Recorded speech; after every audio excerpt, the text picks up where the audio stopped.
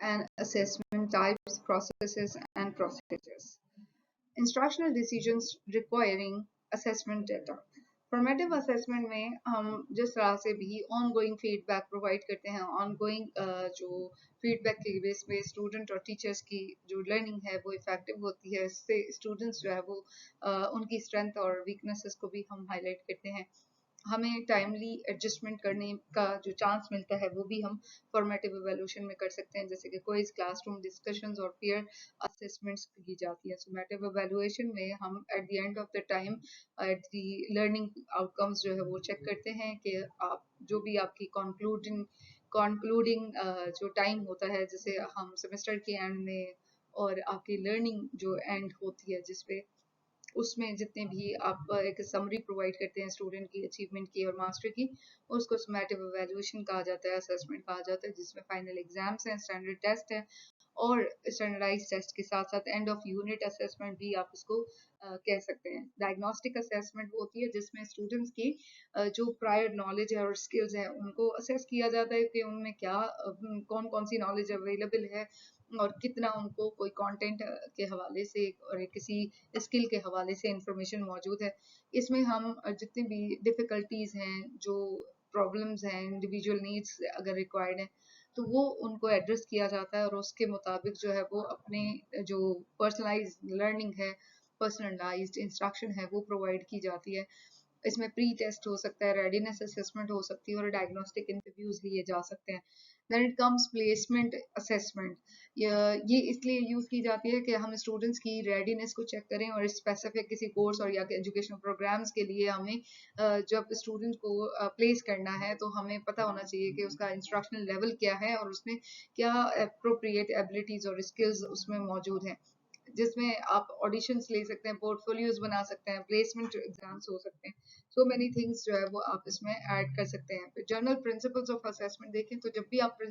Assessment करें तो उसकी वैलिडिटी जरूर इंश्योर करें कि जो भी चीज़ आप जिस चीज़ के को मेजर कर रहे हैं उसका जो इंस्ट्रूमेंट है उसको वो मेजर कर रहा है या नहीं कर रहा।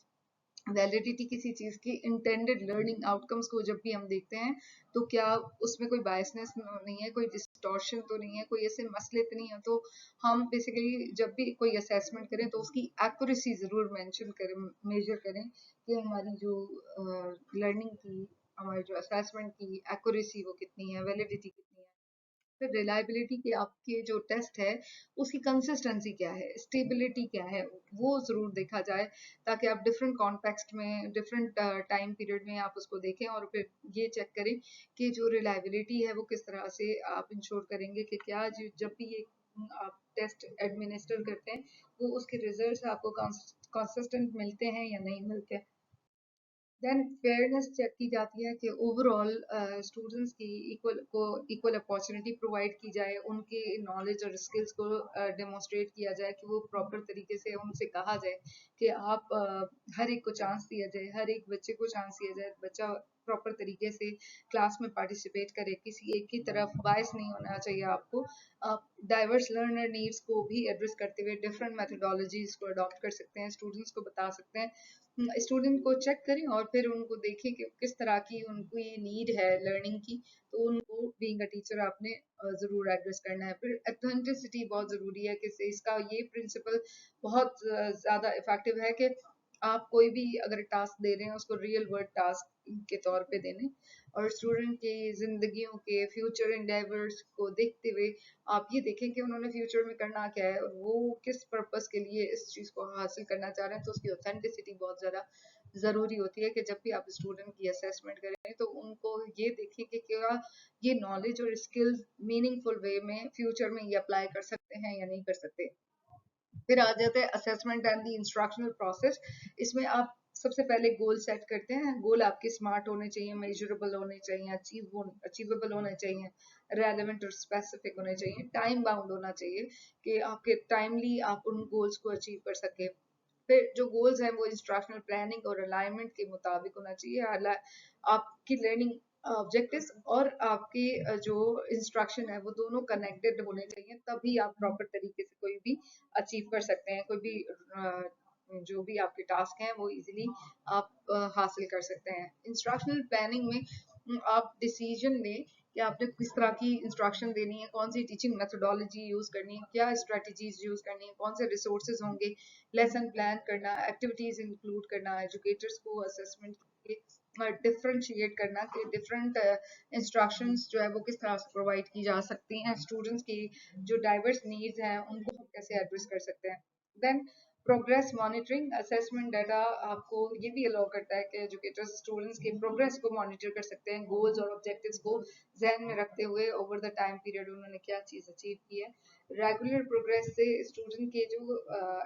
प्रॉब्लम्स हैं उनको भी आइडेंटिफाई किया जा सकता है और आप उसमें सपोर्ट और इंटरवेंशन जो है वो प्रोवाइड कर सकते हैं उन एरियाज में जिनमें उनको ज़्यादा ज़रूरत है। फिर आप इंस्ट्रक्शनल प्रोसेस को अगर हम आइडेंटिफाई करें assessment for learning formative evaluation में, तो आपको ये देखने को मिलेगा कि आप इमीडिएट फीडबैक के बेस पे स्टूडेंट को गाइड कर सकते हैं, इंस्ट्रक्शनल डिसीजन ले सकते हैं, स्टूडेंट्स को जितने भी प्रॉब्लम्स हैं उनको आइडेंटिफाई किया जा सकता है, मिसकंसेप्शंस जितने भी हैं उनको रिमूव किया जा सकता है, अंडरस्टैंडिंग में कोई गैप्स हैं, स्ट्रेंथ एरियाज कोई ऐसे हैं जिनको स्ट्रेंथन करना है, तो आप वो भी आइडेंटिफाई करके उनको सपोर्ट प्रोवाइड कर सकते हैं।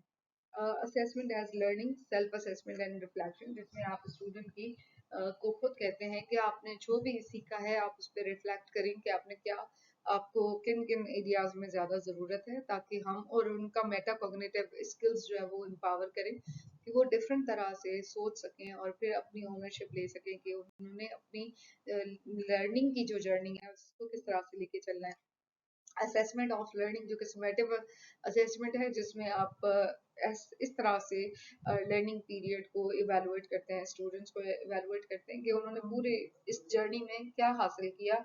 किस तरह की मास्टरी उन्होंने हासिल की है, और इसमें आप स्टूडेंट्स को लर्निंग आउटकम से रिलेटेड इन्फॉर्म करते हैं कि कितने आपने लर्निंग आउटकम्स किस तरह से अचीव किए, और अब आपकी प्रमोशन हो सकती है, ग्रेजुएशन हो सकती है, फर्दर इंस्ट्रक्शन में जा सकते हैं। तो ये सारी चीजें बेस करती हैं स्टूडेंट की जो इफेक्टिवनेस पे और इफेक्टिव टीचिंग लर्निंग प्रोसेस के असेसमेंट पे। Thank you so much for watching this video.